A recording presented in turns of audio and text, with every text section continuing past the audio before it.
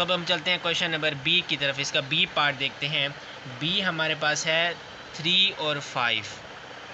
अब हमने ऐसे देखना है और दूसरा मैट्रिक्स जिसका आर्डर हमारे पास 1/2 हो, इसका आर्डर 1/2 है बी का, और दूसरे का भी आर्डर हमारे पास 1/2 होना चाहिए, और बिल्कुल सेम ऐसे के ऐसे हमारे पास एलिमेंट्स होने चाहिए। यहाँ पर 3 होना चाहिए, यहाँ पर 5 होना चाहिए। तो इस तरह का अगर हम आप गौर करें तो हमारे पास एक आई ठहरा हुआ है, I matrix. I is equal to, इस तरफ हमारे पास 3 लिखा हुआ है, इस साइड पे आगे क्या है 3 + 2। अगर इसे हम प्लस करेंगे तो ये 5 बन जाएगा, तो ये 3 + 5। तो आप देख सकते हैं जो हमारे पास मैट्रिक्स ऑफ बी है वो बराबर है मैट्रिक्स ऑफ आई के। तो इस तरह हमने जस्ट यही बताना है कि हमारे पास एलिमेंट्स भी सेम होने चाहिए और हमारे पास आर्डर ऑफ मैट्रिक्स भी सेम होने चाहिए। इसका भी 1/2 है, इसका भी 1/2 है। तो चलते हैं हम अपने क्वेश्चन की तरफ भी। तो इसमें हमने जस्ट बताने हैं कि कौन सा मैट्रिक्स जो है वो किसके बराबर है। तो ए जो हमारे पास है मैट्रिक्स वो हमारे पास बराबर है सी के, ठीक है। उसके बाद जो बी मैट्रिक्स है वो हमारे पास इक्वल है आई के। आप इस तरह भी लिख सकते हैं या फिर आप एक और तरीका भी है उस तरह भी लिख सकते हैं। अब हम देखेंगे जैसे कि ई हमारे पास है, ई हमारे पास है 4602, और हमारे पास अब इस जैसा एक और हमारे पास मैट्रिक्स है जो बिल्कुल सेम है, वो है H 4062। दूसरा हमारे पास एक लास्ट मैट्रिक्स है J के नाम का, जो ये बिल्कुल ही सेम है। 2 + 2 करेंगे 4 बन जाएगा, 2 - 2 0 बन जाएगा। ये देख सकते हैं 2 - 2 0, 2 + 2 4, 2 + 4 6 हो गया, और 2 + 0 2 बन गया। तो ये इस सेकंड सवाल के जो पार्ट हैं उनमें ये जस्ट 3 मैट्रिक्स ऐसे हैं जो ये सेम हैं। तो हमने क्या करना है, इसको सॉल्व करने का ऐसे ही है कि आप जो सेम है मैट्रिक्स, उन मैट्रिक्स को आपने लिख लेना है, फिर उसके बाद आपने नीचे लिखना है जो मैट्रिक्स है, यहाँ पे आपने लिखना है मैट्रिक्स ई जो है वो इक्वल है मैट्रिक्स एच के इज इक्वल टू मैट्रिक्स जे के। इस तरह आप लिख सकते हैं। सो ये भी हमारे पास सॉल्व हो गया। उसके बाद ई भी हो गया हमारे पास, एच भी हो गया, जे भी हो गया, ए भी हो गया, उसके बाद सी भी हो गया, और बी भी हो गया, और आई भी हो गया। अब हमारे पास एक एफ़ रह गया और एक हमारे पास जी रह गया है। तो अगर हम एफ़ को देखें वो हमारे पास क्या है 2 और 6 है, और अगर हम जी को देखें तो जी हमारे पास 3 - 1 2 हो गया, 3 + 3 6 हो गया। तो हम देख सकते हैं एफ़ हमारे पास मैट्रिक्स और जी हमारे पास मैट्रिक्स, ये दोनों सेम हैं। So F is equal to G हमारे पास हो गया मैट्रिक्स।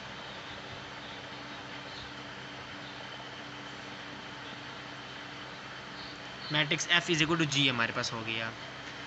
सो इस तरह हमने ये क्वेश्चन नंबर 2 जो है 1.1 एक्सरसाइज का सॉल्व करना था। बहुत ही इजी क्वेश्चन है, आप इजीली इसको हल कर सकते हैं। अब हम चलते हैं क्वेश्चन नंबर 3 की तरफ। क्वेश्चन नंबर जो 3 है वो वेरी वेरी वेरी इम्पोर्टेंट है पेपर के पॉइंट ऑफ व्यू से, और बोर्ड के पेपर में भी ये लाजमी चांसेस होते हैं इस पहली एक्सरसाइज में से क्वेश्चन अगर आए तो आर्डर ऑफ मैट्रिक्स का आ सकता है, वरना जो क्वेश्चन 3 है ये लाजमी कहा जाता है और ये वेरी इंपॉर्टेंट है पेपर के पॉइंट ऑफ व्यू से। तो चलें इसके अंदर इसको हम सॉल्व करते हैं। इसके अंदर हमने फाइंड क्या करना है, find the values of A B C and D which satisfy the matrix equation. ये हमारे पास मैट्रिक्स दो दिए गए हैं, इसमें से हमने इक्वेशन बनाकर दोनों को इक्वल करके हमने इनमें से वैल्यू फाइंड करनी है, ए की, बी की, सी की और डी की। तो बहुत ही ईजी मेथड से मैं आपको समझाऊंगा, इंशाल्लाह आपको समझ आएगी। तो इस सवाल को हम लिख लेते हैं, find the value of A B C and D. A plus C, C minus 1, A plus 2b, 4d minus 6 is equal to 0, 3 minus 7, 2d। First हमने इक्वेशन बनानी है। जब हम एक वैल्यू को दूसरी वैल्यू के इक्वल लिख लेंगे, एक तरतीब से इक्वेशन बना लेंगे, तो हमें सॉल्व करना बहुत ही ईजी होगा। तो अब हम ले लेते हैं इस कॉर्नर से, लेफ़्ट हैंड साइड से ना हम इस कॉर्नर से ले लेते हैं ए प्लस सी। अब हम इक्वेशन बना रहे हैं, लेफ़्ट साइड से हमने कॉर्नर से लिया है a प्लस सी, तो राइट साइड से भी कॉर्नर से हम लेंगे उसके इक्वल जो वैल्यू सेट हो गई। इस कॉर्नर पर a प्लस सी है, इज़ इक्वल टू लगाएंगे हम, और इस कॉर्नर पर क्या है, ज़ीरो है, तो ये ज़ीरो ले लेंगे। तो ये हमारे पास एक इक्वेशन बन गई, यहाँ हम लिख लेंगे इक्वेशन 1। अब हम क्या करेंगे, सेकेंड इक्वेशन बनाएंगे। हमारे पास क्या है, a plus two B is equal to, अब हमने इस कॉर्नर से लिया तो हमने राइट साइड के भी इस कॉर्नर से लेंगे, तो हमारे पास वैल्यू क्या है 7। तो ये हमारे पास इक्वेशन बन गई 2। नेक्स्ट हमारे पास इसी तरीके से हम ऐसे हर कॉर्नर से वैल्यू जो है इक्वल रख लेंगे।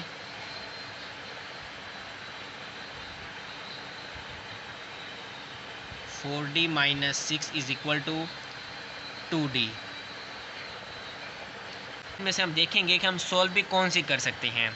इसके अंदर हमने वैल्यू फाइंड करनी है a की, b की, c की और d की। हमारे पास अगर एक इक्वेशन में अगर दो अननोन वैल्यू अगर है ना, तो हम उसे कभी भी पहले सॉल्व नहीं कर सकते। जैसा कि इक्वेशन 1 हमारे पास है a plus C is equal to 0, मतलब कि a भी हमारे पास अननोन है, c भी अननोन है, तो हम इसे सॉल्व नहीं कर सकते, इक्वेशन को इसको नहीं ले सकते। दूसरे इक्वेशन की बात करें तो a plus two B is equal to -7, तो हम a को, इस इक्वेशन को भी हम सॉल्व नहीं कर सकते, क्योंकि इसके अंदर दो अननोन हमारे पास वेरिएबल हैं, एक a हमारे पास है, एक b है, हमें दोनों की वैल्यू नहीं पता।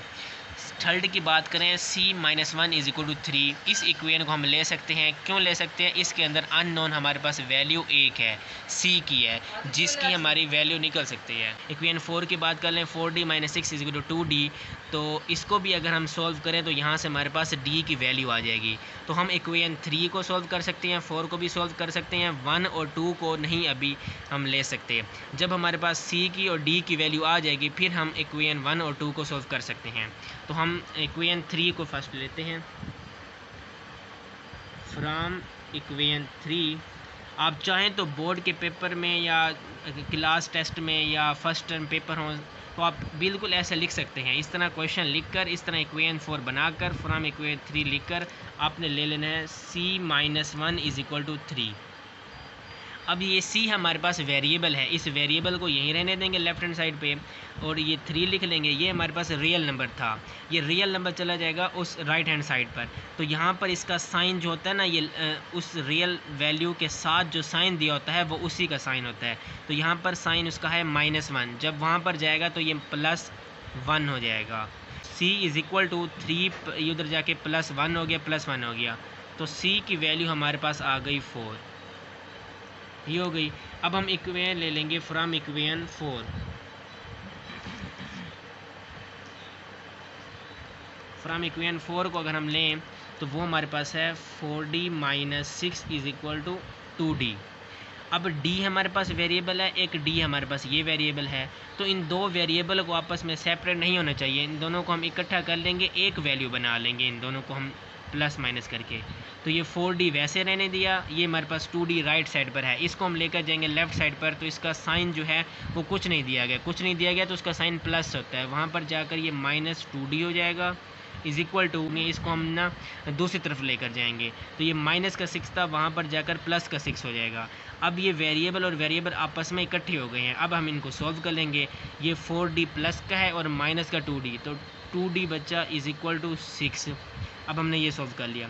हमें चाहिए d की वैल्यू, तो हम d को यहीं रहने देंगे, ये 2 जो है d के साथ मल्टीप्लाई हो रहा है, अगली साइड पर जाकर, मतलब कि राइट साइड पर जाकर ये 6 के नीचे डिवाइड हो जाएगा, 2 1 दा 2 3 दा 6, तो हमारे पास d की फाइनली जवाब आ गया 3।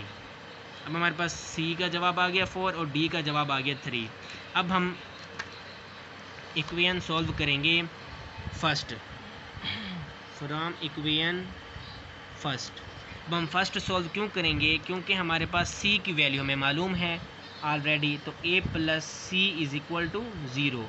अब हमने a को वैसे लिखा, a की वैल्यू हमने निकालनी है, हमें नहीं पता, और c की वैल्यू हमारे पास क्या है +4, तो यहाँ पर प्लस हमने लिखा 4 इज़ इक्वल टू 0 हो गया।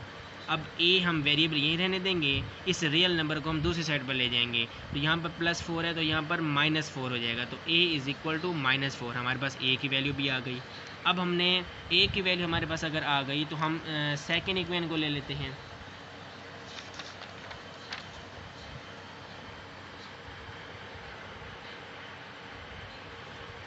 सेकंड इक्वेशन हमारे पास कौन सी थी? सेकंड इक्वेशन में हमारे पास है a + 2b = -7। a + 2b = -7। a की वैल्यू हमारे पास आ चुकी है। अब हमने इसको क्यों लिया है? क्योंकि हमें b की वैल्यू चाहिए। a की वैल्यू हमने अभी निकाली है। a की हमारे पास वैल्यू आई है a = -4। इसको हम यहाँ पर पुट कर देंगे। -4 + 2b = -7। अब ये 2b हमारे पास b वेरिएबल है, वेरिएबल को यहीं रहने देंगे। अब ये हमारे पास -7 रियल नंबर है। एक और रियल नंबर हमारे पास है -4। जब ये राइट साइड पर जाएगा तो माइनस का जाकर वहाँ प्लस हो जाएगा 4। तो 2b = -7 + 4 -3 बचा। अब हमें b की वैल्यू चाहिए, हमें 2 नहीं चाहिए। 2 यहाँ पर उसके साथ मल्टीप्लाई हो रहा है, तो आगे जाकर राइट साइड पर वो क्या हो जाएगा? डिवाइड हो जाएगा। तो हमारे पास b की वैल्यू भी आ गई। ठीक है, तो हमने सारों को हमने यहाँ पर इकट्ठा करके लिख लेना है कि a की वैल्यू क्या हमारे पास है, b की वैल्यू हमारे पास -3/2 है, a की वैल्यू हमारे पास है -4, c की वैल्यू हमारे पास क्या है, c की वैल्यू हमारे पास है 4 और d की वैल्यू हमारे पास क्या है 3। तो ये d की वैल्यू हमारे पास 3 है। अब ये हमारे पास फ्रैक्शन में दिया गया। अगर आप इसको मज़ीद सॉल्व करना चाहते हैं तो सॉल्व कर लें, -1.5 आ जाएगा इसको सॉल्व करने से। तो ये हमारे पास क्वेश्चन नंबर 3 था। इस तरीके से हमने सॉल्व करना था। बहुत ही इजी मेथड था ये। होप कि आपको समझ आई होगी किस तरह हमने इक्वेशन बनाई, फिर इक्वेशन 3 को सॉल्व किया, इक्वेशन 4 को सॉल्व किया। जब हमारे पास c वैल्यू आ गई तो हमने c आ गई, फिर हमने 4 इक्वेशन को लिया तो d आ गई। उसके बाद हमने फिर इक्वेशन नंबर a को हमने सॉल्व किया, उसके अंदर c को पुट करके, और उसके बाद हमने इक्वेशन नंबर 2 को लिया, a को पुट करके वहाँ से b निकाला। तो हमने एंड में a की वैल्यू बता दी, b की बता दी, c की और d की, और यही हमने फाइंड करना था, find the value of a, b, c and d। सो ये हमने सॉल्व कर ली। उम्मीद है व्यूअर कि आपको मेरी वीडियो बहुत पसंद आई होगी और आपको समझ भी आई होगी। बहुत ही इजी, जितना मेथड हो सका मैंने आपको समझाने की कोशिश की, और इंशाल्लाह आपको कोई भी इसमें मुश्किल हो, कोई स्टेप जहाँ से समझ ना आया हो तो आप काइंडली दोबारा वहाँ से वीडियो देख लीजिएगा। आपको दोबारा फिर समझ ना आए तो आप इजीली कमेंट सेक्शन में मैसेज कर आप पूछ सकते हैं। इजीली आपका जवाब जल्द अज जल्द आपको दिया जाएगा। सो व्यूअर, आज का अगर आपको हमारा लेक्चर बहुत ही अच्छा लगा हो तो आप हमारे YouTube चैनल को सब्सक्राइब कर दीजिएगा और हमारे बेल आइकन को लाजमी प्रेस कर दीजिएगा, ताकि हमारी नेक्स्ट आने वाली न्यू वीडियो आप तक जल्द अज जल्द पहुँच सके। अल्लाह हाफिज़।